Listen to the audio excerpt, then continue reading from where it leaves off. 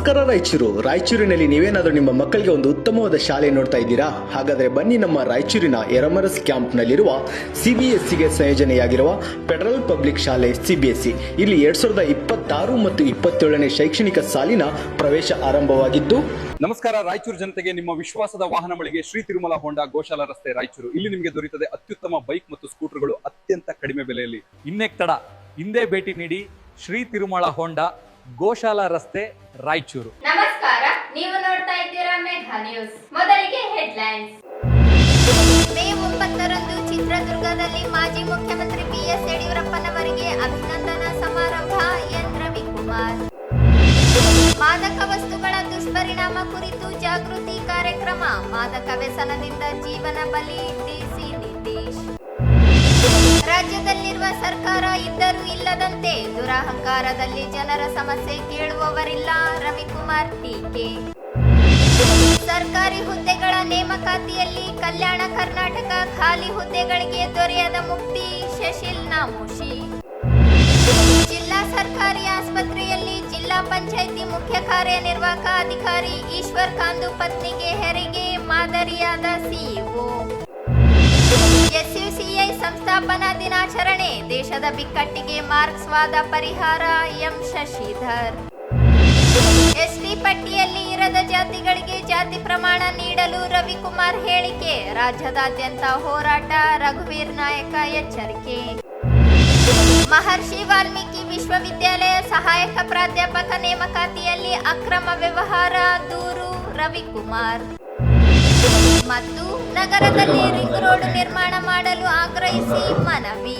Class ಪಾರ್ಟಿಯಾಗಿದ್ದ ಬಿಜೆಪಿಯನ್ನು mass ಪಾರ್ಟಿಯನ್ನಾಗಿ ಪರಿವರ್ತಿಸಿ 50 ವರ್ಷದ ನಿರಂತರ ರಾಜಕೀಯ ಜೀವನವನ್ನು ನಡೆಸಿರುವ ಮಾಜಿ ಮುಖ್ಯಮಂತ್ರಿ BS ಯಡಿಯೂರಪ್ಪ ಇವರಿಗೆ ಮೇ 9ರಂದು ಚಿತ್ರದುರ್ಗದಲ್ಲಿ ಅಭಿನಂದನಾ ಸಮಾರಂಭ ಅಭಿಮಾನಿಗಳು ಬಿಜೆಪಿ ಕಾರ್ಯಕರ್ತರಿಂದ ಆಯೋಜಿಸಲಾಗಿದೆ ಎಂದು ವಿಧಾನ ಪರಿಷತ್ ಸದಸ್ಯ ಎನ್ ರವಿಕುಮಾರ್ ಹೇಳಿದರು. ಅವರಿಂದು ಮಾಧ್ಯಮಗೋಷ್ಠಿ ಉದ್ದೇಶಿಸಿ ಮಾತನಾಡಿ, ಉತ್ತರ ದಕ್ಷಿಣ ಎನ್ನದೇ ರೈತರು, ಮಹಿಳೆಯರು, ಕಾರ್ಮಿಕರು ಸೇರಿದಂತೆ ರಾಜ್ಯದ ಸಮಸ್ಯೆಗಳಿಗೆ ಧ್ವನಿಯಾಗಿ ಹೋರಾಟ ನಡೆಸಿರುವ BS ಯಡಿಯೂರಪ್ಪ ರಾಜಕೀಯ ಜೀವನ 50 ವರ್ಷ ಕಂಡಿದೆ. BS ಯಡಿಯೂರಪ್ಪನವರನ್ನು ಅಭಿನಂದಿಸಲು ಆಯೋಜಿಸಲಾಗಿರುವ ಸಮಾವೇಶಕ್ಕೆ ಕೇಂದ್ರ ಗೃಹ ಸಚಿವ ಅಮಿತ್ ಶಾ ಸೇರಿದಂತೆ ಮಾಜಿ ಮುಖ್ಯಮಂತ್ರಿಗಳು, ಕೇಂದ್ರದ 4 ಜನ ಸಚಿವರು, ಮಠಾಧೀಶರುಗಳು ಸೇರಿದಂತೆ ಅನೇಕ ಗಣ್ಯರು ಭಾಗವಹಿಸಲಿದ್ದಾರೆ. ಅವಿಶ್ರಾಂತ ಚೇತನ BS ಯಡಿಯೂರಪ್ಪ ಇವರ ಅಭಿನಂದನಾ ಸಮಾರಂಭಕ್ಕೆ ರಾಜ್ಯದ ಎಲ್ಲ ಜಿಲ್ಲೆಗಳಿಂದಲೂ ಅಭಿಮಾನಿಗಳು, ಕಾರ್ಯಕರ್ತರು ಭಾಗವಹಿಸಲಿದ್ದಾರೆ. ಸಿದ್ದರಾಮೋತ್ಸವಕ್ಕೆ ಪರ್ಯಾಯವಾಗಿ ಕಾರ್ಯಕ್ರಮ ಆಯೋಜಿಸಿಲ್ಲ ಎಂದು ಸ್ಪಷ್ಟಪಡಿಸಿದರು. BS ಯಡಿಯೂರಪ್ಪ ಇವರು ಪಕ್ಷ ಬಿಟ್ಟು ಹೋಗಿರುವುದು ಮುಗಿದು ಹೋಗಿದ್ದು, ಅದರ ಕುರಿತು ಪ್ರತಿಕ್ರಿಯಿಸಲು ನಿರಾಕರಿಸಿದರು. ಮಾನ್ಯ ಶ್ರೀ BS ಯಡಿಯೂರಪ್ಪನವರ ಒಂದು ಹೋರಾಟದ ವಿಷಯ, ಅವರಿಗೆ ನಾಡಿನ ಪ್ರಮುಖರು ಸೇರಿಕೊಂಡು ಒಂದು ಅಭಿನಂದನಾ ಕಾರ್ಯಕ್ರಮವನ್ನ ಮಾಡಬೇಕು ಅಂತ ನಿಶ್ಚಯ ಮಾಡಿದೆ.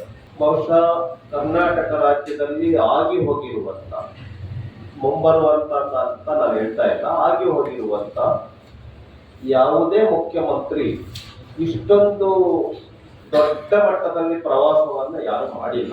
ಆ ತರದ ಒಂದು ಪ್ರವಾಸವನ್ನ ಮಾಡಿರುವಂತ ಮುಖ್ಯಮಂತ್ರಿ ಹಳ್ಳಿಗಳಿಗೂ ಕೂಡ ಹೋಗಿ ಬಂದಿದ್ದಾರೆ. ಹಿ ಬಿಲಾಂಗ್ಸ್ ಟು ಶಿಕಾರಿಪುರ, ಶಿವಮೊಗ್ಗ ಜಿಲ್ಲೆಯವರಾದ್ರೂ ಕೂಡ, ದಕ್ಷಿಣ ಕರ್ನಾಟಕದವರಾದ್ರೂ ಕೂಡ, ಅವರು ಉತ್ತರ ಕರ್ನಾಟಕದವರೇನೋ, ಗುಲ್ಬರ್ಗದ ಕಡೆಯವರೇನೋ ಅನ್ನೋಷ್ಟರ ಮಟ್ಟಿಗೆ ಉತ್ತರ ಕರ್ನಾಟಕಕ್ಕೆ ಹೆಚ್ಚು ಪ್ರವಾಸ ಮಾಡಿರುವಂತ ಮಾಜಿ ಮುಖ್ಯಮಂತ್ರಿ. ಅದು ರೈತರ ಸಮಸ್ಯೆ ಇರಲಿ,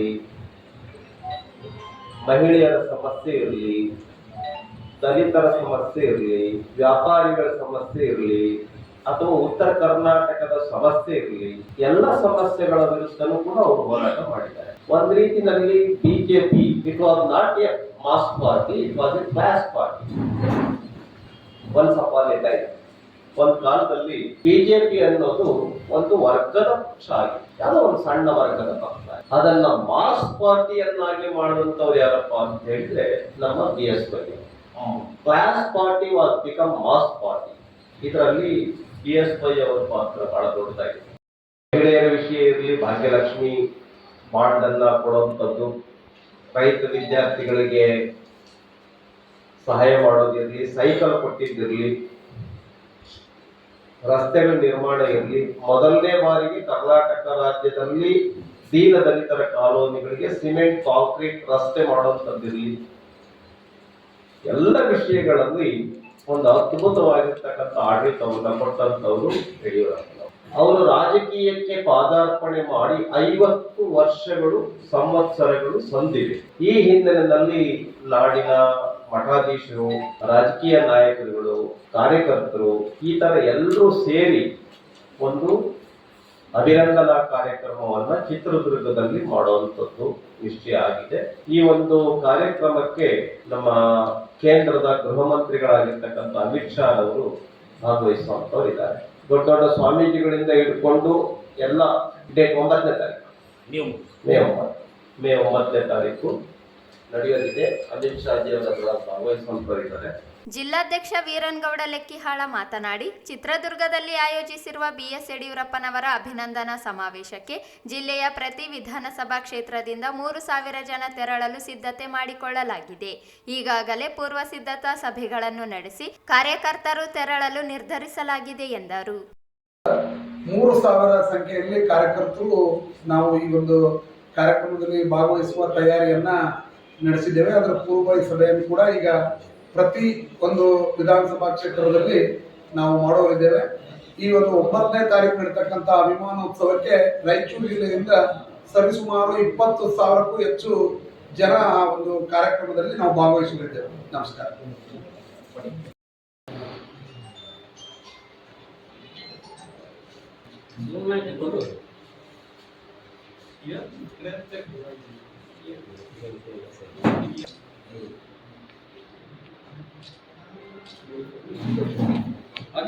ಈ ಸಂದರ್ಭದಲ್ಲಿ ಮಾಜಿ ಸಂಸದ ಬಿವಿ ನಾಯಕ್, ಬಸನಗೌಡ ಬ್ಯಾಗವಾಟ್, ಪ್ರತಾಪ್ ಗೌಡ ಪಾಟೀಲ್, ತ್ರಿವಿಕ್ರಮ್ ಜೋಶಿ, ಜಂಬಣ್ಣ ನೀಲೋಗಲ್, ಸಿದ್ದನಗೌಡ ನೆಲಹಾಳ, ಸಂತೋಷ್ ರಾಜ್ಗುರು, ವಿಷ್ಣುವರ್ಧನ್ ರೆಡ್ಡಿ ಇದ್ದರು. ವೈದ್ಯಕೀಯ ವಿದ್ಯಾರ್ಥಿಗಳಲ್ಲಿ ಮಾದಕ ವ್ಯಸನ ಹೆಚ್ಚುತ್ತಿರುವುದಕ್ಕೆ ನಿರಂತರ ಒತ್ತಡ ಹಾಗೂ ಔಷಧಿಗಳ ಸುಲಭ ಪ್ರವೇಶವೇ ಪ್ರಮುಖ ಕಾರಣವಾಗಿದ್ದು, ಒಮ್ಮೆ ಮಾತ್ರ ಎಂಬ ನಿರ್ಧಾರವೇ ದೊಡ್ಡ ಅಪಾಯಕ್ಕೆ ದಾರಿ ಮಾಡಿಕೊಡುತ್ತದೆ ಎಂದು ಜಿಲ್ಲಾಧಿಕಾರಿ ನಿತೀಶ್ ತಿಳಿಸಿದರು. ಅವರಿಂದು ನಗರದ ರಿಮ್ಸ್ ಮೆಡಿಕಲ್ ಕಾಲೇಜು ಸಭಾಂಗಣದಲ್ಲಿ ಜಿಲ್ಲಾ ಎನ್ಕಾರ್ಡ್ ಸಮಿತಿಯಿಂದ ಹಮ್ಮಿಕೊಂಡಿದ್ದ ಮಾದಕ ವಸ್ತುಗಳ ಹಾಗೂ ಡ್ರಗ್ಸ್ ಬಳಕೆ ಹಾಗೂ ದುಷ್ಪರಿಣಾಮದ ಕುರಿತು ಜಾಗೃತಿ ಕಾರ್ಯಕ್ರಮವನ್ನು ಸಸಿಗೆ ನೀರು ಹಾಕುವ ಮೂಲಕ ಉದ್ಘಾಟಿಸಿ ಮಾತನಾಡಿದರು.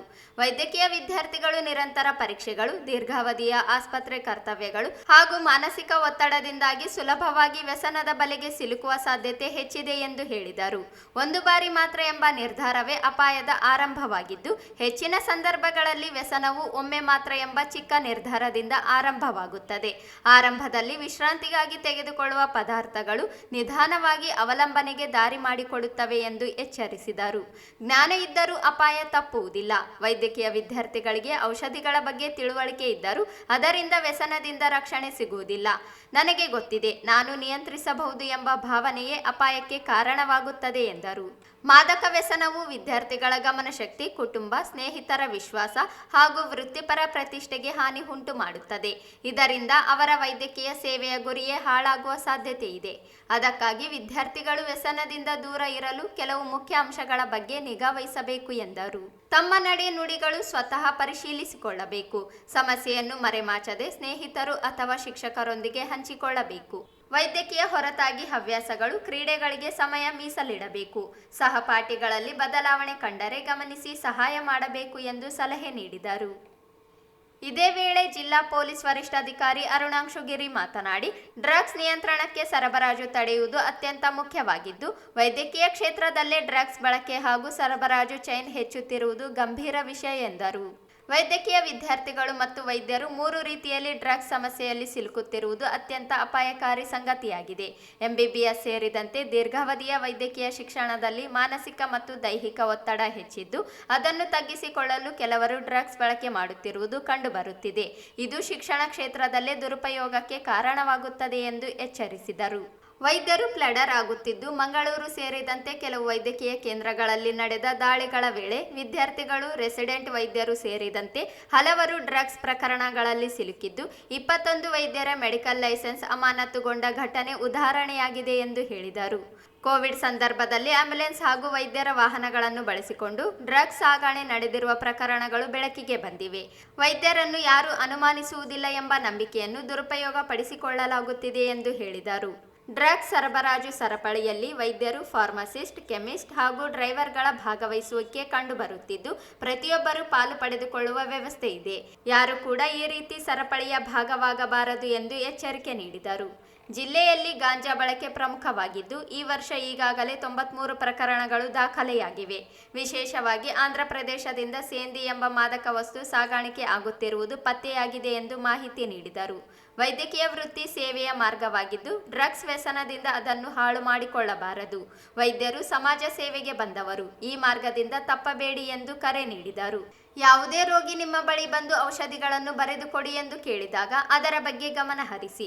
ಅವರಿಗೆ ಏಕೆ ಆ ಔಷಧಿ ಬೇಕು ಎಂದು, ಏಕೆಂದರೆ ಅವರು ಡ್ರಗ್ಸ್ ಸೇವನೆಗೆ ಔಷಧಿ ಕೇಳುವ ಸಾಧ್ಯತೆ ಇರುತ್ತದೆ ಎಂದು ತಿಳಿಸಿದರು. ಈ ಸಂದರ್ಭದಲ್ಲಿ ಹೆಚ್ಚುವರಿ ಪೊಲೀಸ್ ಅಧೀಕ್ಷಕ Kumaraswamy, G Harish, DYSP Shantaveer, RIMS ನಿರ್ದೇಶಕ ಡಾಕ್ಟರ್ ರಮೇಶ್, ಪ್ರಮುಖರಾದ Ramesh Babu, Uday, doctor Vijay Shankar, doctor Basavaraj M Patil ಸೇರಿದಂತೆ ಅನೇಕರಿದ್ದರು. ರಾಜ್ಯದ ಕಾಂಗ್ರೆಸ್ ಸರ್ಕಾರ ಆಡಳಿತ ಹಳಿ ತಪ್ಪಿದ ರೈಲಿನಂತಾಗಿದ್ದು, ಸಿಎಂ ಕುರ್ಚಿಗಾಗಿ ನಡೆಯುತ್ತಿರುವ ಬೆಳವಣಿಗೆಯಲ್ಲಿ ರಾಜ್ಯ ಜನರ ಸಮಸ್ಯೆಗಳು ಕೇಳುವವರೇ ಇಲ್ಲದಂತಾಗಿದೆ ಎಂದು ವಿಧಾನ ಪರಿಷತ್ ಸದಸ್ಯ ಎನ್ ರವಿಕುಮಾರ್ ಆರೋಪಿಸಿದರು.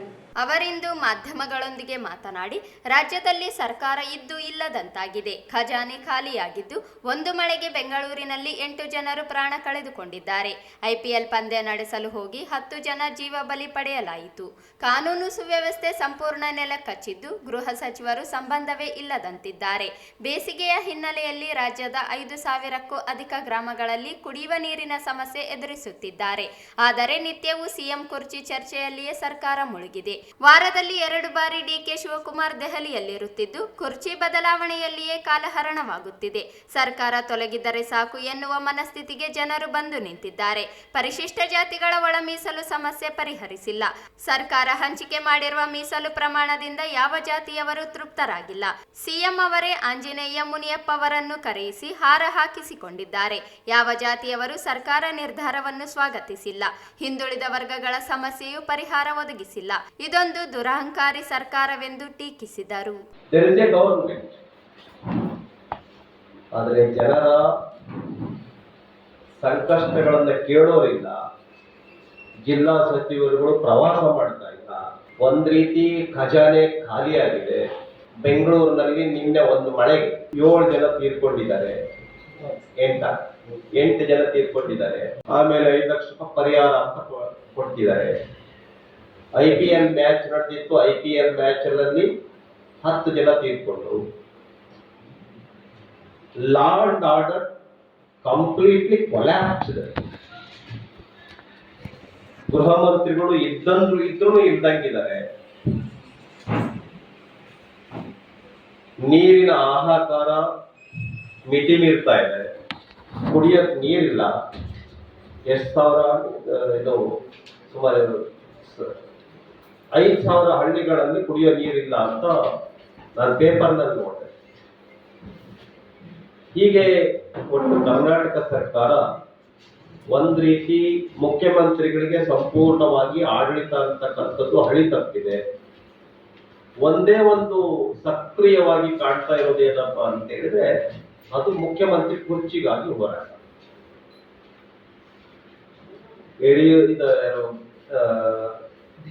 ಡಿಕೆ ಶಿವಕುಮಾರ್ ಅವರು ಪ್ರತಿ ವಾರಕ್ಕೊಂದ್ಸರಿ ಡೆಲ್ಲಿನಲ್ಲಿ ಇರ್ತಾರೆ 2 ದಿನ. ಮೊನ್ನೆ ಅಂತೂ ಏನಾದ್ರು ಮಾಡಿ ಒಂದು ನಿರ್ಧಾರ ತೆಗೆದುಕೊಂಡೇ ಬರಬೇಕು ಅಂತ ಅಲ್ಲಿ ಬಿಟ್ಟಿದ್ರು. ಪ್ರತಿನಿತ್ಯ ಒಂದೇ ಧಾರಾವಾಹಿ ರೂಪದಲ್ಲಿ ಬರ್ತಾ ಇದೆ. ಮುಂದಿನ ಮುಖ್ಯಮಂತ್ರಿ ಯಾರಾಗ್ತಾರೆ? ಜನರ ಗೋಳನ್ನ ಕೇಳೋರು ಇಲ್ಲ. ಹಾಗಾಗಿ ಜನ ಹೇಳ್ತಾ ಇದ್ದಾರೆ, ಇದಾದಷ್ಟು ಬೇಗ ತೊಲಗಬೇಕು ಗವರ್ಮೆಂಟ್. ಅಪಾಯಿಂಟ್ಮೆಂಟ್ಸ್ ಇಲ್ಲ. ನಿರುದ್ಯೋಗಿ ಯುವಕರು ಲಕ್ಷಾಂತರ ಸಂಖ್ಯೆಯಲ್ಲಿ ಯುವಕರು ಹೋರಾಟ ಮಾಡ್ತಾ ಇದ್ದಾರೆ. ಆಮೇಲೆ ಈಗ ಮಾಡಿರುವಂತ ಒಳ ಮೀಸಲಾತಿ ಸಮಾಧಾನ ಯಾರಿಗೂ ಇಲ್ಲ. ಅದು ರೈಟ್ ಇರ್ಲಿ, ಲೆಫ್ಟ್ ಇರ್ಲಿ, ಬಂಜಾರ ಇರ್ಲಿ, ಗೋವಿ ಇರ್ಲಿ, ಯಾರಿಗೂ ಕೊರಚಿರಲಿ, ಯಾರಿಗೂ ಸಮಾಧಾನ ಇಲ್ಲ. ಎಷ್ಟರ ಮಟ್ಟಿಗೆ ಅಂತ ಹೇಳಿದ್ರೆ ಮುಖ್ಯಮಂತ್ರಿಗಳೇನೆ ಯಾರು ಆಹಾರ ಹಾಕ್ಲಿಲ್ಲ, ಯಾರಿಗೂ ಸಮಾಧಾನ ಆಗಿಲ್ಲ ಅಂತ ಅಂದ್ಕೊಂಡ್ಬಿಡಬಹುದು ಅಂತ ಹೇಳಿ ಆಂಜನೇಯ ಅವರು ನಮ್ಮ ಇನ್ ಬೇರೆ SC ಸಮುದಾಯದ ನಾಯಕರು ಸೇರ್ಕೊಂಡು ಒಂದು ದೊಡ್ಡ ಹಾರವನ್ನು ತಂದಾಕಿದ್ರು. ಸಮಾಜನೇ ಹೋಗ್ಬಿಟ್ಟು ಮುಖ್ಯಮಂತ್ರಿಗೆ ಸನ್ಮಾನ ಮಾಡಿರೋದು ನಾನು ನೋಡಿಲ್ಲ. ಬಹಳ ಬೆಸ್ಟ್ ಮಾಡಿದ್ರಿ ನೀವು ಒಳ ಮೀಸಲಾತಿನ. ರಾಜ್ಯದಲ್ಲಿ ಖಾಲಿ ಇರುವ 2,84,000 ಹುದ್ದೆಗಳು ಖಾಲಿ ಇದ್ದು ಸರ್ಕಾರ ಮಾತ್ರ 56,000 ಹುದ್ದೆಗಳನ್ನು ಭರ್ತಿ ಮಾಡುತ್ತಿರುವುದು ಪ್ರತಿಶತ 20% ಮಾತ್ರ ಎಂದು ವಿಧಾನ ಪರಿಷತ್ ಸದಸ್ಯ ಶಶಿಲ್ ನಾಮೋಶಿ ಹೇಳಿದರು. ಕಳೆದ 3 ವರ್ಷಗಳಿಂದಲೂ ಖಾಲಿ ಹುದ್ದೆ ಭರ್ತಿ ಮಾಡುತ್ತಿಲ್ಲ. ಕಲ್ಯಾಣ ಕರ್ನಾಟಕ ಭಾಗಕ್ಕೆ 371J ಕಾಯ್ದೆಯಾಗಿ ರೂಪಿತಗೊಂಡು 10 ವರ್ಷ ಕಳೆದಿದೆ. ಅತಿ ಹೆಚ್ಚು ಹುದ್ದೆಗಳು ಖಾಲಿ ಇರುವ ಈ ಪ್ರದೇಶದಲ್ಲಿಯೇ ನೇಮಕಾತಿ ನಡೆದಿಲ್ಲ. ಕಲ್ಯಾಣ ಕರ್ನಾಟಕ ಭಾಗದಲ್ಲಿ ಖಾಲಿ ಇರುವ ಹುದ್ದೆಗಳ ನೇಮಕಾತಿಗೆ ಯಾವುದೇ ಆರ್ಥಿಕ ಸಮಸ್ಯೆ ಇಲ್ಲ ಎನ್ನುವುದಾದರೆ ನೇಮಕಾತಿ ಏಕೆ ಮಾಡಿಲ್ಲ ಎಂದು ಪ್ರಶ್ನಿಸಿದರು. ಶಿಕ್ಷಕರ ನೇಮಕಾತಿಯಲ್ಲಿ 5,000 ಹುದ್ದೆ ನೇಮಿಸುವುದಾಗಿ ಹೇಳುತ್ತಲೇ ಬಂದಿದೆ. ಈ ಹಿಂದೆ ಬಿಜೆಪಿ ಸರ್ಕಾರ ಅವಧಿಯಲ್ಲಿ ಪದವಿ ಶಿಕ್ಷಕರನ್ನು ನೇಮಕ ಮಾಡಿಕೊಳ್ಳಲಾಗಿತ್ತು. ಕಾಂಗ್ರೆಸ್ ಸರ್ಕಾರ ಯಾವುದೇ ನೇಮಕಾತಿ ನಡೆಸಿಲ್ಲ ಎಂದು ಟೀಕಿಸಿದರು. ಸರ್ಕಾರದಲ್ಲಿ 2,84,000 ಹುದ್ದೆಗಳು ಖಾಲಿ ಇಲ್ಲ. 2,84,000 ಹುದ್ದೆ ಖಾಲಿ. ಸರ್ಕಾರ ಏನ್ ಹೇಳ್ತಾ ಇದೆ, ಕಲ್ಯಾಣ ಕರ್ನಾಟಕ ಭಾಗದಲ್ಲಿ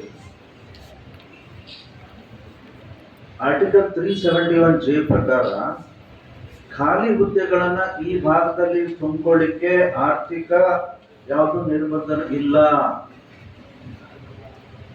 371J rules are very clear.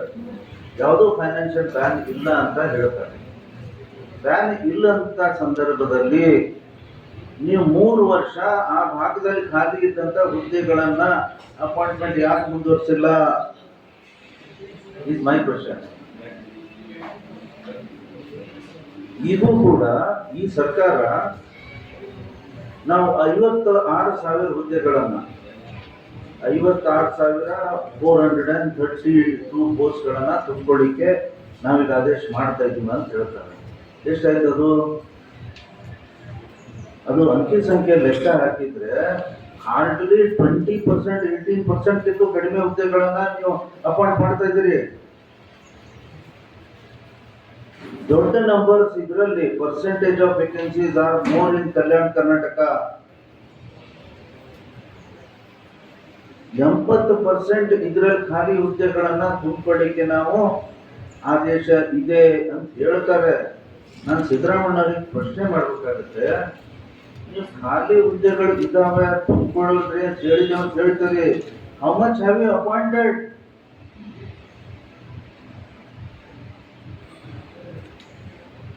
ಇಲ್ಲಿ ದೊಡ್ಡ ಪ್ರಮಾಣದಲ್ಲಿ ಶಿಕ್ಷಣ ಇಲಾಖೆಯಲ್ಲಿ ಬೇರೆ ಬೇರೆ ಇಲಾಖೆಯಲ್ಲಿ the percentage of vacancies are more in Kalyana Karnataka.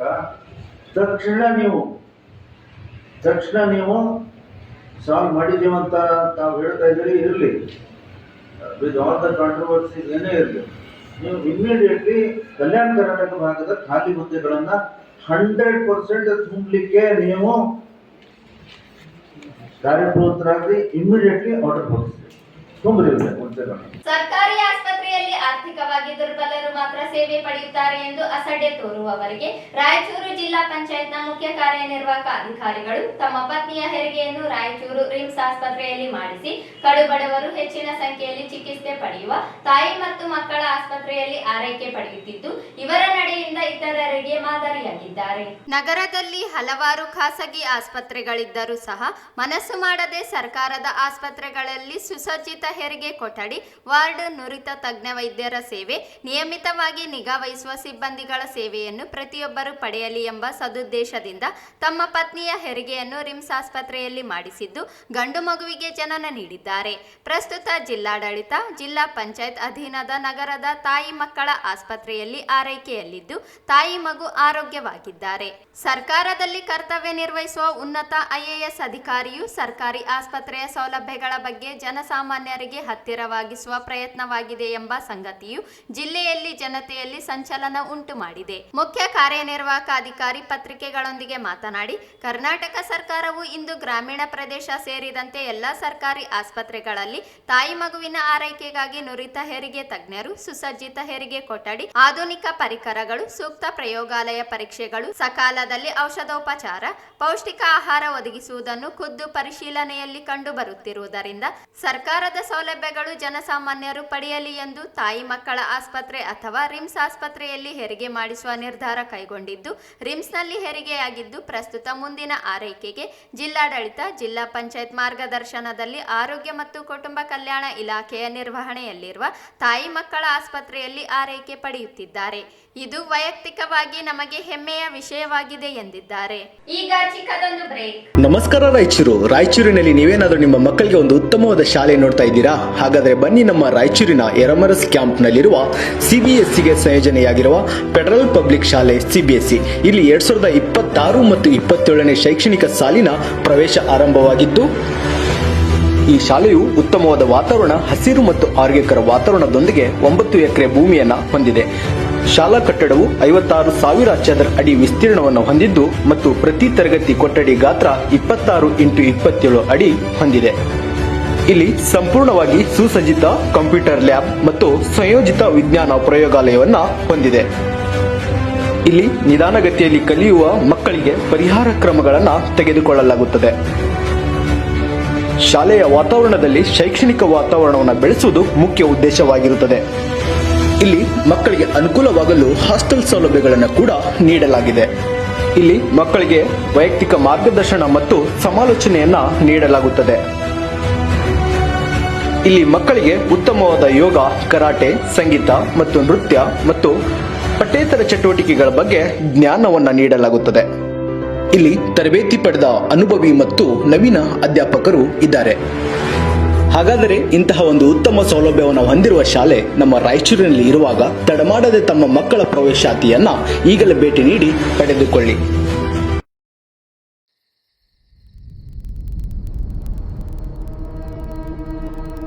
ನಮಸ್ಕಾರ ರಾಯಚೂರು ಜನತೆಗೆ ನಿಮ್ಮ ವಿಶ್ವಾಸದ ವಾಹನ ಮಳಿಗೆ ಶ್ರೀ ತಿರುಮಲ ಹೋಂಡಾ ಗೋಶಾಲ ರಸ್ತೆ ರಾಯಚೂರು. ಇಲ್ಲಿ ನಿಮಗೆ ದೊರೆಯುತ್ತದೆ ಅತ್ಯುತ್ತಮ ಬೈಕ್ ಮತ್ತು ಸ್ಕೂಟರ್ಗಳು ಅತ್ಯಂತ ಕಡಿಮೆ ಬೆಲೆಯಲ್ಲಿ. ನಮ್ಮ ಶೋರೂಮ್ ನಲ್ಲಿ ಹೋಂಡಾ ಶೈನ್, ಹೋಂಡಾ ಯೂನಿಕಾರ್ನ್, SP 125, ಶೈನ್ 100, ಹೋಂಡಾ ಹಾರ್ನೆಟ್, ಲಿವೋ 110 ಬೈಕ್ಗಳು ಮತ್ತು ಡಿಯೋ ಸ್ಕೂಟಿ, ಆಕ್ಟಿವಾ ಸ್ಕೂಟಿ, ಹೋಂಡಾದ ಅತ್ಯುತ್ತಮ ಬೈಕ್ಗಳು ಮತ್ತು ಸ್ಕೂಟರ್ ಮಾದರಿಗಳು ಇವೆಲ್ಲವೂ ಒಂದೇ ಶೋರೂಮ್ ನಲ್ಲಿ ಅತ್ಯುತ್ತಮ ಆಫರ್ಗಳೊಂದಿಗೆ. ಇದು ಹೋಂಡಾ ಶೈನ್ 100 2B. ರೈತರು, ಕೂಲಿ ಕಾರ್ಮಿಕರು ಮತ್ತು ಉದ್ಯೋಗಿಗಳೇ ನಂಬಿಕೆಯ ಸಂಗಾತಿ. ಇದರ ಎಕ್ಸ್-ಶೋರೂಮ್ ಬೆಲೆ 66,789 ರೂಪಾಯಿಗಳು ಮಾತ್ರ. ಇದು ನೋಡಿ ಹೋಂಡಾ ಶೈನ್ 100 DX. ಹೆಚ್ಚು ಮೈಲೇಜ್, ಕಡಿಮೆ ಖರ್ಚು. ಇದರ ಎಕ್ಸ್-ಶೋರೂಮ್ ಬೆಲೆ 71,743 ರೂಪಾಯಿ ಮಾತ್ರ. ಶೈನ್ 100 2B ಮೇಲೆ 8,100 ರೂಪಾಯಿವರೆಗೆ ಮತ್ತು ಶೈನ್ 100 DX ಮೇಲೆ 2,500 ರೂಪಾಯಿವರೆಗೆ ಡಿಸ್ಕೌಂಟ್.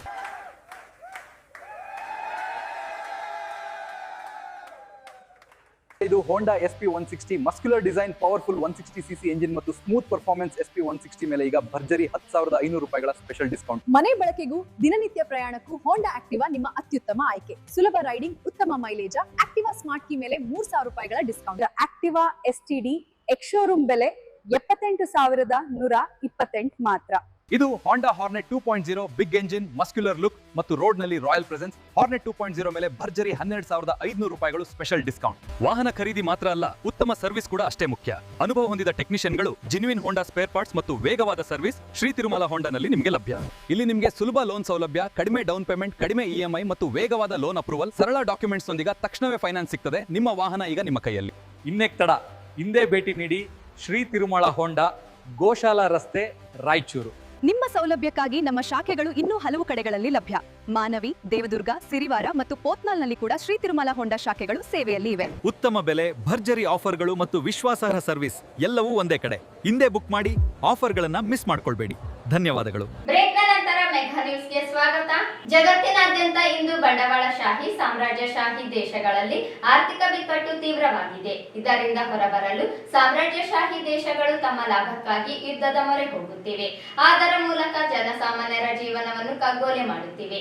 ಇಂತಹ ಸಂಕೀರ್ಣ ಪರಿಸ್ಥಿತಿಯನ್ನು ಮಾರ್ಕ್ಸ್ವಾದಿ ತತ್ವಶಾಸ್ತ್ರ ಪರಿಹಾರವನ್ನು ನೀಡುತ್ತದೆ ಎಂದು ಎಸ್ಯುಸಿಎಸಿ ಪಕ್ಷದ ರಾಜ್ಯ ಸೆಕ್ರೆಟರಿಯೇಟ್ ಸದಸ್ಯ ಎಂ ಶಶಿಧರ್ ಹೇಳಿದರು. ಅವರು ನಗರದಲ್ಲಿ ನಡೆದ ಎಸ್ಯುಸಿಐಸಿ ಪಕ್ಷದ 79ನೇ ಸಂಸ್ಥಾಪನಾ ದಿನಾಚರಣೆ ಕಾರ್ಯಕ್ರಮದಲ್ಲಿ ಮುಖ್ಯ ಭಾಷಣಕಾರರಾಗಿ ಮಾತನಾಡಿದರು. ವಿಜ್ಞಾನದ ತಳಹದಿಯ ಮೇಲೆ ನಿಂತಿರುವ ಮಾರ್ಕ್ಸ್ವಾದವು ಸಮಾಜವನ್ನು ಬದಲಾಯಿಸುವ ಮುನ್ನ ವ್ಯಕ್ತಿಗತವಾಗಿ ನಾವು ಬದಲಾಗಬೇಕು. ನಾವು ಸಾಂಸ್ಕೃತಿಕವಾಗಿ ನೈತಿಕವಾಗಿ ಉನ್ನತ ಮೌಲ್ಯಗಳನ್ನು ಅಳವಡಿಸಿಕೊಳ್ಳಬೇಕು ಎಂದು ಅದು ಬೋಧಿಸುತ್ತದೆ. ಹಾಗಾಗಿ ಕಾರ್ಲ್ ಮಾರ್ಕ್ಸ್ ಅವರು ಜಗತ್ತನ್ನು ಬದಲಾಯಿಸುವ ಮೊದಲು ನಿಮ್ಮನ್ನು ಬದಲಾಯಿಸಿಕೊಳ್ಳಿ ಎಂದು ಕರೆ ನೀಡಿದರು. ಅಂತಹ ಮಹಾನ್ ತತ್ವಶಾಸ್ತ್ರವನ್ನು ನಮ್ಮ ದೇಶದಲ್ಲಿ ನಿರ್ದಿಷ್ಟವಾಗಿ ಅಳವಡಿಸಿದ ಮಹಾನ್ ಮಾರ್ಕ್ಸ್ವಾದಿ ಚಿಂತಕ ಕಾರ್ಮೆಡ್ ಶಿವದಾಸ್ ಘೋಷ್ ಅವರ ಸೈದ್ಧಾಂತಿಕ ಮಾರ್ಗದರ್ಶನದಿಂದ ಮಾತ್ರವೇ ಈ ಅಮಾನವೀಯ ಶೋಷಕ ಬಂಡವಾಳಶಾಹಿ ವ್ಯವಸ್ಥೆಯನ್ನು ಕಿತ್ತೊಗೆದು ಸಮಾಜವಾದಿ ಕ್ರಾಂತಿಯನ್ನು ಯಶಸ್ವಿಗೊಳಿಸಲು ಸಾಧ್ಯ ಎಂದರು. ಮಧ್ಯಪ್ರದೇಶ, ಮಣಿಪುರ, ಒರಿಸ್ಸಾ ಮುಂತಾದ ಹಲವೆಡೆ ರೈತ ಕಾರ್ಮಿಕರ ಹೋರಾಟಗಳು ಒಂದರ ನಂತರ ಒಂದು ಭುಗಿಲೇಳುತ್ತಿವೆ. ಅಷ್ಟೇ ಅಲ್ಲದೆ ಯುರೋಪಿಯನ್ ರಾಷ್ಟ್ರಗಳಲ್ಲಿಯೂ ದಮನಕಾರಿ ಆಡಳಿತಗಾರರ ವಿರುದ್ಧ ಜನಾಕ್ರೋಶ ಭುಗಿಲೆದ್ದಿದೆ. ಆದರೆ ಈ ಹೋರಾಟಗಳು ಸಾಗರದ ಅಲೆಗಳಂತೆ ಅಬ್ಬರದಿಂದ ಬರುತ್ತವೆ ಮತ್ತು ಹೋಗುತ್ತವೆ. ಇಷ್ಟೆಲ್ಲ ಬಲವಾದ ಜನಾಕ್ರೋಶವಿದ್ದರೂ ಸಹ ಈ ಚಳುವಳಿಗಳು ಸರಿಯಾದ ಗುರಿ ತಲುಪುವುದಿಲ್ಲ.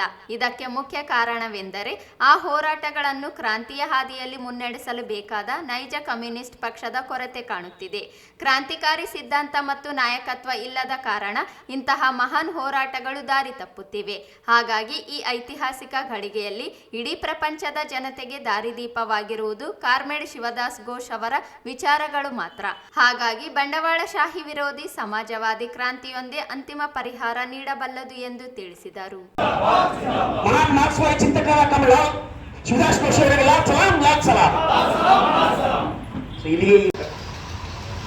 ಸೊ ಈಗ ನಾಯಕರೆಲ್ಲ ಜೈಲಿಗೆ ಹೋಗ್ಬಿಟ್ಟಿದ್ದಾರೆ. ಅಂತಹ ಸಂದರ್ಭದಲ್ಲಿ ನಾನೇನು ಮಾಡೋದು ಅಂತ ಹೇಳಿ ಅವರು ಯೋಚನೆ ಮಾಡಲಿಲ್ಲ. ಬದಲಾಗಿ ಅವರು ನಾಯಕತ್ವ ತಗೋತಾರೆ. ಸೊ 1942 ಅಷ್ಟೊತ್ತಿಗೆ ಏನಾಗುತ್ತೆ ಅಂತ ಹೇಳಿದ್ರೆ ಬ್ರಿಟಿಷರ್ಸು ಎಲ್ಲರನ್ನೂ ಅರೆಸ್ಟ್ ಮಾಡಿದಾಗ ಅನುಶೀಲನ ಸಮಿತಿಯಿಂದ ಶಿವದಾಸ್ ಘೋಷ್ ಅವ್ರನ್ನ ಕಲ್ಕತ್ತಾಗೆ ಕಳಿಸ್ತಾರೆ. ಇಲ್ಲಿದ್ದರೆ ನೀವು ಅರೆಸ್ಟ್ ಆಗ್ತೀರಾ, ಕಲ್ಕತ್ತಾದಲ್ಲಿ ಹೋಗಿ ಸಂಘಟನೆನ ಮಾಡಿ ಅಂತ ಹೇಳಿ. ಆವಾಗ ಅಂದರೆ ಈಗಿನ ಪಶ್ಚಿಮ ಬಂಗಾಳ ಯಾರೂ ಕೂಡ ಇರಲ್ಲ ಅವ್ರಿಗೆ. ಅವರು ರೈಲ್ವೆ ಸ್ಟೇಷನ್ಲಿ ಬಂದು ಮಲಗಿ 2-3 ದಿನ ಇದ್ದು ಆಮೇಲೆ ಅವರ ಸ್ನೇಹಿತರ ಮನೆಗೆ ಹೋಗ್ತಾರೆ, ರತೀನ್ ಸೇನ್ ಅಂತ. ಸೊ ಇವ್ರು ಬಂದಾಗ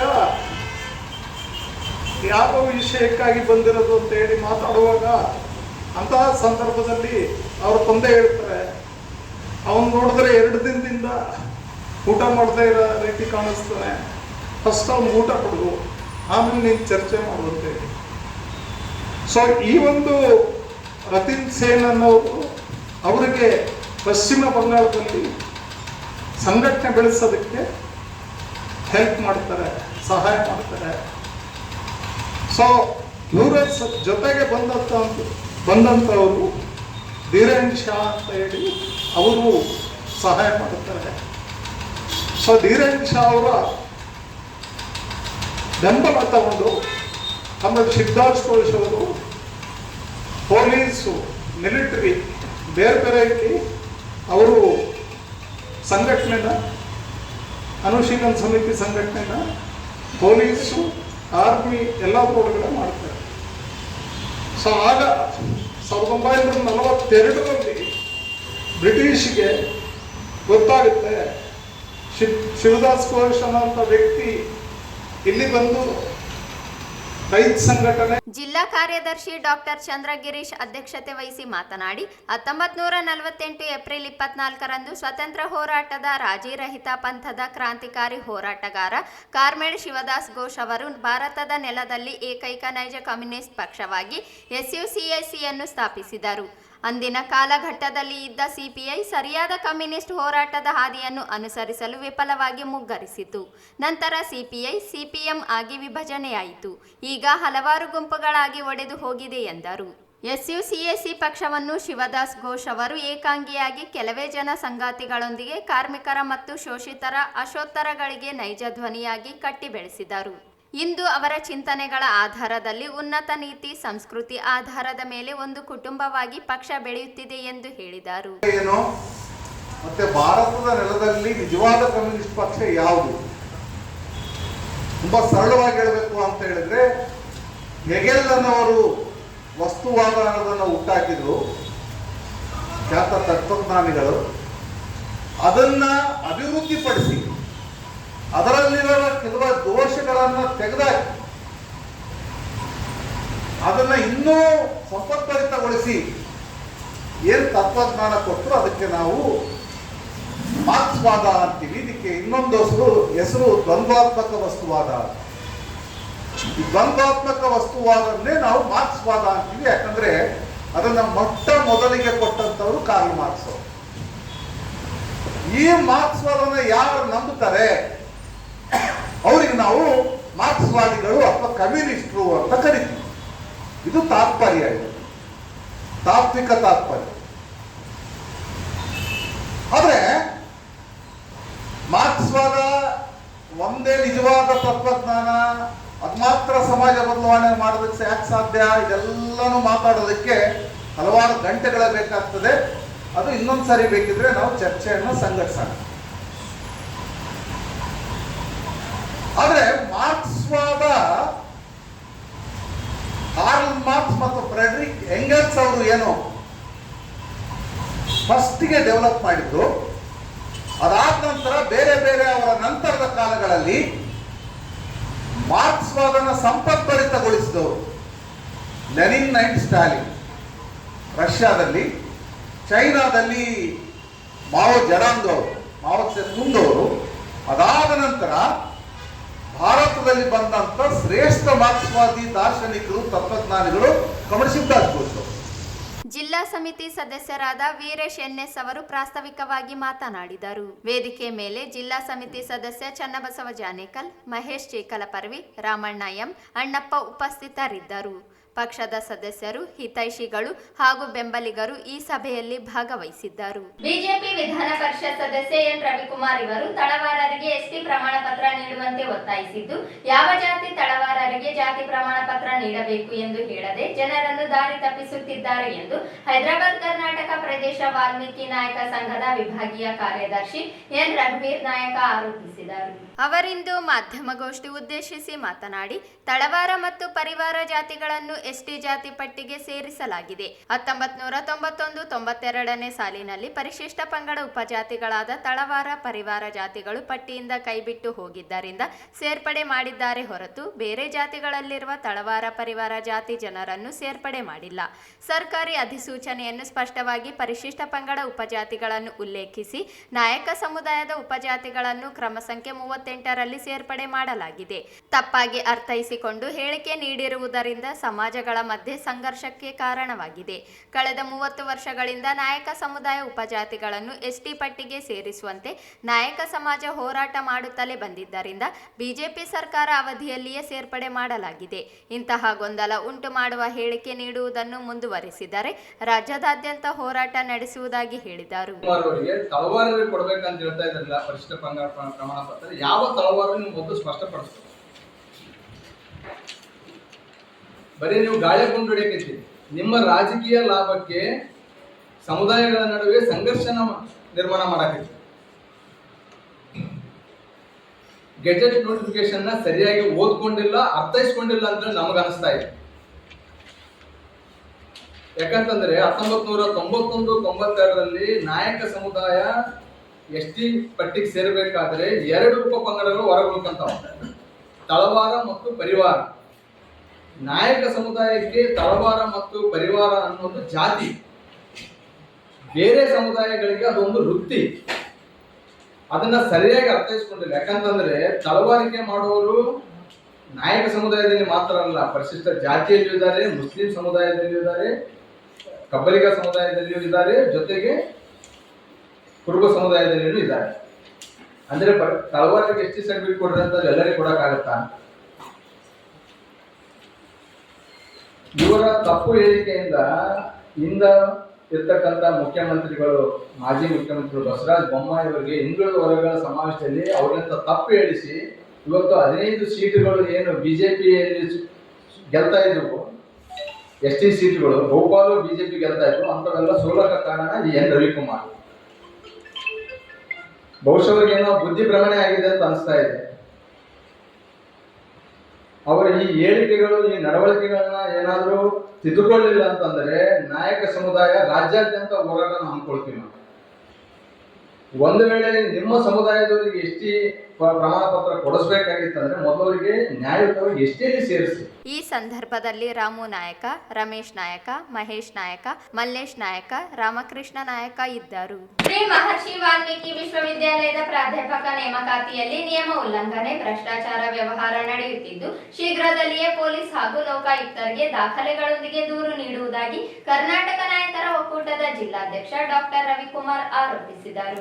ಅವರಿಂದು ಮಾಧ್ಯಮಗೋಷ್ಠಿ ಉದ್ದೇಶಿಸಿ ಮಾತನಾಡಿ, ಸಹಾಯಕ ಪ್ರಾಧ್ಯಾಪಕರ ನೇಮಕಾತಿಯನ್ನು ರದ್ದುಪಡಿಸುವಂತೆ ದೂರು ನೀಡಿದ್ದರು. ಯಾವುದೇ ಉತ್ತರ ವಿಶ್ವವಿದ್ಯಾಲಯ ಇಂದಿಗೂ ನೀಡಿಲ್ಲ. 24 ಸಹಾಯಕ ಪ್ರಾಧ್ಯಾಪಕರ ನೇರ ನೇಮಕಾತಿಯಲ್ಲಿ ಹಣ ವ್ಯವಹಾರ ನಡೆಯುತ್ತಿದ್ದು ದಾಖಲೆಗಳೊಂದಿಗೆ ಎಸ್ಪಿ ಅವರಿಗೆ ದೂರು ನೀಡುವುದಾಗಿ ಹೇಳಿದರು. ನೇರ ನೇಮಕಾತಿ ನಿಯಮಗಳು ಹಾಗೂ ಯುಜಿಸಿ ನಿಯಮಾವಳಿಗಳಂತೆ 3A ಮತ್ತು 3B ನೇಮಕಾತಿ ನಡೆಸಲು ಸೂಚಿಸಲಾಗಿತ್ತು. ಕುಲ ಸಚಿವರಿಗೆ ದೂರು ನೀಡಿದ್ದರಿಂದ ಸಂದರ್ಶನದ ದಿನದಂತೆ ನೇಮಕಾತಿ ಪಟ್ಟಿ ಅಪ್ಲೋಡ್ ಮಾಡದೆ ಹೋಗಿದೆ. ಹಲವಾರು ಸಂಶಯಗಳಿಗೆ ನೇಮಕಾತಿ ಪ್ರಕ್ರಿಯೆ ಗುರಿಯಾಗಿದೆ. ಕುಲ ಸಚಿವರು, ಕುಲಪತಿಗಳು, ಸುಯಮಿತ್ರ ಕುಲಕರ್ಣಿ ಸೇರಿದಂತೆ ಅನೇಕರು ಭಾಗಿಯಾಗಿರುವ ಶಂಕೆ ಇದ್ದು ತನಿಖೆ ನಡೆಸಬೇಕಿದೆ.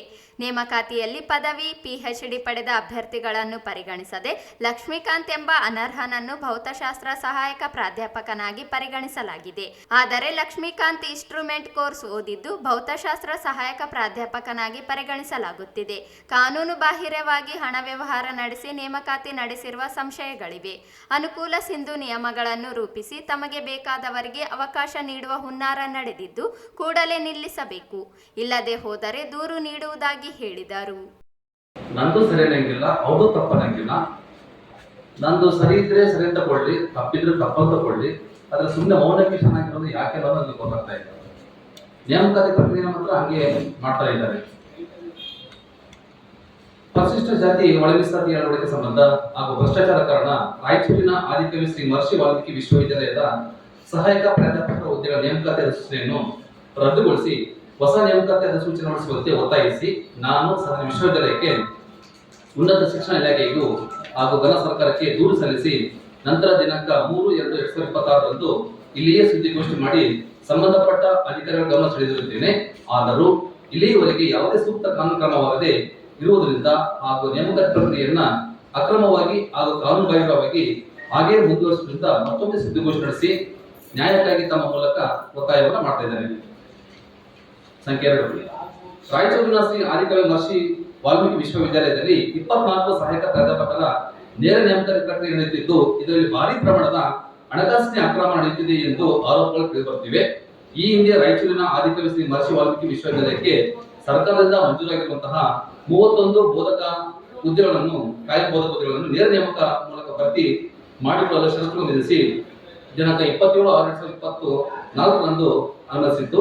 ಅದರಂತೆ ಸದರಿ ವಿಶ್ವವಿದ್ಯಾಲಯವು ಕೆಇ ಮೂಲಕ ನೇಮಕಾತಿ ಭರ್ತಿಗೆ ದಿನಾಂಕ 16/8/2024 ಅಧಿಸೂಚಿಸಿ ಪರೀಕ್ಷೆಯನ್ನು ಕೈಗೊಂಡು ದಿನಾಂಕ 21/12/2024 ಫಲಿತಾಂಶವನ್ನು ಸಹ ಪ್ರಕಟಣೆ ಮಾಡಿದ್ದಾರೆ.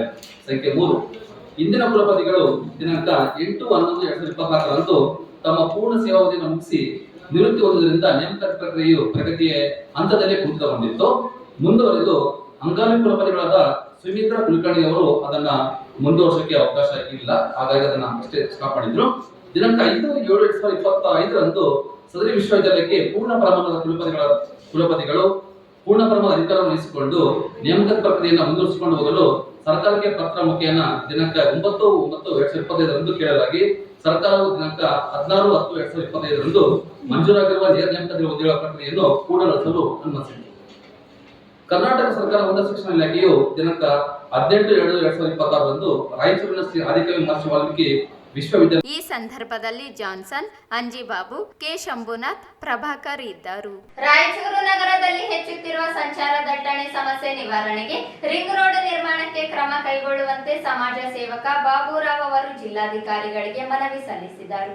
ನಗರದ ಡಿಸಿ ಕಚೇರಿಯಲ್ಲಿ ಮನವಿ ಸಲ್ಲಿಸಿದ ಅವರು, ನಗರ ವೇಗವಾಗಿ ಅಭಿವೃದ್ಧಿ ಹೊಂದುತ್ತಿರುವ ಹಿನ್ನೆಲೆ ಈಗಿರುವ ರಸ್ತೆಗಳು ಹಗಲಿರುಳು ಭಾರಿ ವಾಹನ ದಟ್ಟಣೆಯನ್ನು ಎದುರಿಸುತ್ತಿದ್ದು ಜನರಿಗೆ ತೀವ್ರ ತೊಂದರೆ ಉಂಟಾಗುತ್ತಿದೆ.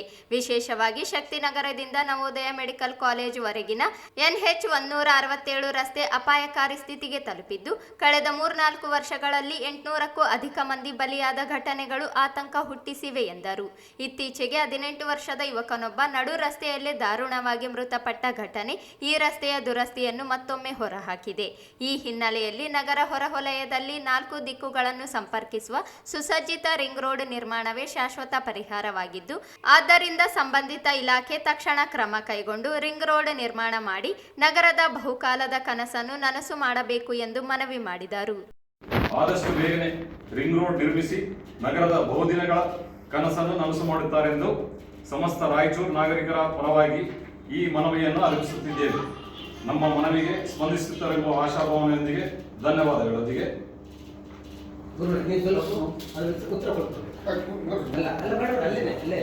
ಇದಕ್ಕೆ ನಾನು 7ನೇ ತಾರೀಕು ಮುಂದಿನ ಸಭೆ ನಾನು ಒಂದು 2 ನಿಮಿಷ ಮಾತಾಡ್ತೀನಿ. ಇಲ್ಲ ಬೇಡ ಮುಗೀತು. ಇವ್ರು ಬೈಟ್ ಉತ್ತರ ಕೊಡ್ತಾರೆ.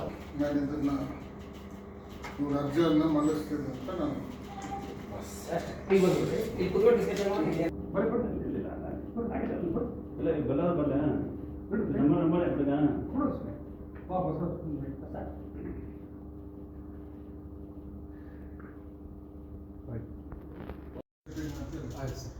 ಸರ್ ನಮ್ಮದು ರಿಕ್ವೆಸ್ಟು ರಾಯಚೂರು ಜನರ ಪರವಾಗಿ ಭಾಳಷ್ಟು ದಿನದ ಬೇಡಿಕೆ ಅದು ಸುಮಾರು ವರ್ಷದಿಂದ ನಾವು ನಿಮಗೆ ಎಕ್ಸ್ಪೆಕ್ಟೇಷನ್ ಏನು ಮಾಡಿದ್ವಿ ಅಂದರೆ ನೀವು ಭಾಳ ಡೈನಾಮಿಕ್ಕು ಮತ್ತು ಈಗಾಗಲೇ ಡಿವೈಡರ್ ಕೆಲಸ ನಡೆದಲ್ಲ ಆಫೀಸರ್ಗಳು ಕಲ್ಸಕತ್ತ ಅಂತ ನಾವು ಮಾಡಕತ್ತೀವಿ. ಜನರು ಅಬ್ಸರ್ವ್ ಮಾಡಕತ್ತಾರ, ಯಾರು ಕೆಲಸ ಮಾಡ್ತಾರೆ, ಯಾರು ಹೇಳ್ತಾರೆ. ಜನರು ಒತ್ತಡ ಅಂತಂದಿರೋದ್ರಿಂದ ಈಗ ಇರೋಂಥ ಅಧ್ಯಕ್ಷರಿಗೆ ನೀವು ನೋಡೋದು ಕೊಡ್ರಿ, ರಿಂಗ್ ರೋಡ್ ಅವ್ರು ಮಾಡೇ ಮಾಡ್ತಾರ. 7ನೇ ತಾರೀಕು GP ಮೀಟಿಂಗ್ ಆಗುತ್ತೆ, ಜನರಲ್ ಬಾಡಿ ಮೀಟಿಂಗ್. ಆ ಮೀಟಿಂಗ್ದಲ್ಲಿ ನೀವು ಪಾಸ್ ಮಾಡಬೇಕಂತೇಳಿ ನಾನು ಜನರ ಪರವಾಗಿ ಮತ್ತು ನಮ್ಮ ಸ್ನೇಹಿತರೆಲ್ಲರೂ ಬಂದಿದ್ದಾರೆ ಸಂಬಂಧ. ನಿಮ್ಗೆ ಗೊತ್ತಿದ್ದಂಗೆ NH 167 ಅಂದರೆ ಶಕ್ತಿನಗರದಿಂದ ನಮ್ಮದು ಇರ್ತಾನೆ ನವೋದಯ ಮೆಡಿಕಲ್ ಕಾಲೇಜ್ ಸ್ಥಾನ ಎಷ್ಟು ಡೆತ್ ಆಗಿರುವ ಅಂದರೆ 3 ವರ್ಷದಲ್ಲಿ 800 ಜನ ಮ್ಯಾಗ ಸತ್ತಿದ್ದಾರೆ. ಈ ತಿಂಗಳಲ್ಲೇ ಒಂದು 3 ಡೆತ್. ಈ ಸಂದರ್ಭದಲ್ಲಿ ಪ್ರಮುಖರಾದ ಶ್ರೀನಿವಾಸ್ ಸೋಮಿಶೆಟ್ಟಿ, ಬಸವರಾಜ್, ಕಲೀಂ ಅಹಮದ್, MA ಖಾಜಾ, ಮಲ್ಲಿಕಾರ್ಜುನ ಸ್ವಾಮಿ, ಬಾಲು, ಅಮರೇಶ್ ಸೇರಿದಂತೆ ಅನೇಕರಿದ್ದರು. ಕೊನೆಯಲ್ಲಿ ಮತ್ತೊಮ್ಮೆ ಹೆಡ್ಲೈನ್ಸ್. ಮೇ 9ರಂದು ಚಿತ್ರದುರ್ಗದಲ್ಲಿ ಮಾಜಿ ಮುಖ್ಯಮಂತ್ರಿ BS ಯಡಿಯೂರಪ್ಪನವರಿಗೆ ಅಭಿನಂದನಾ ಸಮಾರಂಭ. ಎನ್ ರವಿಕುಮಾರ್. ಮಾದಕ ವಸ್ತುಗಳ ದುಷ್ಪರಿಣಾಮ ಕುರಿತು ಜಾಗೃತಿ ಕಾರ್ಯಕ್ರಮ. ಮಾದಕ ವ್ಯಸನದಿಂದ ಜೀವನ ಬಲಿ. DC ನಿತೀಶ್. ರಾಜ್ಯದಲ್ಲಿರುವ ಸರ್ಕಾರ ಇದ್ದರೂ ಇಲ್ಲದಂತೆ ದುರಹಂಕಾರದಲ್ಲಿ ಜನರ ಸಮಸ್ಯೆ ಕೇಳುವವರಿಲ್ಲ. ರವಿಕುಮಾರ್ ಟೀಕೆ. ಸರ್ಕಾರಿ ಹುದ್ದೆಗಳ ನೇಮಕಾತಿಯಲ್ಲಿ ಕಲ್ಯಾಣ ಕರ್ನಾಟಕ ಖಾಲಿ ಹುದ್ದೆಗಳಿಗೆ ದೊರೆಯದ ಮುಕ್ತಿ. ಶಶಿಲ್ ನಾಮೋಶಿ. ಜಿಲ್ಲಾ ಸರ್ಕಾರಿ ಆಸ್ಪತ್ರೆಯಲ್ಲಿ ಜಿಲ್ಲಾ ಪಂಚಾಯಿತಿ ಮುಖ್ಯ ಕಾರ್ಯನಿರ್ವಾಹಕ ಅಧಿಕಾರಿ ಈಶ್ವರ್ ಕಾಂದು ಪತ್ನಿಗೆ ಹೆರಿಗೆ ಮಾದರಿಯಾದ CEO. SUCI ಸಂಸ್ಥಾಪನಾ ದಿನಾಚರಣೆ. ದೇಶದ ಬಿಕ್ಕಟ್ಟಿಗೆ ಮಾರ್ಕ್ಸ್ವಾದ ಪರಿಹಾರ. ಎಂ ಶಶಿಧರ್. ST ಪಟ್ಟಿಯಲ್ಲಿ ಇರದ ಜಾತಿಗಳಿಗೆ ಜಾತಿ ಪ್ರಮಾಣ ನೀಡಲು ರವಿಕುಮಾರ್ ಹೇಳಿಕೆ. ರಾಜ್ಯದಾದ್ಯಂತ ಹೋರಾಟ. ರಘುವೀರ್ ನಾಯಕ ಎಚ್ಚರಿಕೆ. ಮಹರ್ಷಿ ವಾಲ್ಮೀಕಿ ವಿಶ್ವವಿದ್ಯಾಲಯ ಸಹಾಯಕ ಪ್ರಾಧ್ಯಾಪಕ ನೇಮಕಾತಿಯಲ್ಲಿ ಅಕ್ರಮ ವ್ಯವಹಾರ. ದೂರು. ರವಿಕುಮಾರ್. ಮತ್ತು ನಗರದಲ್ಲಿ ರಿಂಗ್ ರೋಡ್ ನಿರ್ಮಾಣ ಮಾಡಲು ಆಗ್ರಹಿಸಿ ಮನವಿ. ಇದಿಷ್ಟು ಇವತ್ತಿನ ಸುದ್ದಿಗಳು. ಪ್ರಮುಖ ಸುದ್ದಿಗಳಿಗಾಗಿ ನೋಡ್ತಾ ಇರಿ ಮೆಗಾ ನ್ಯೂಸ್.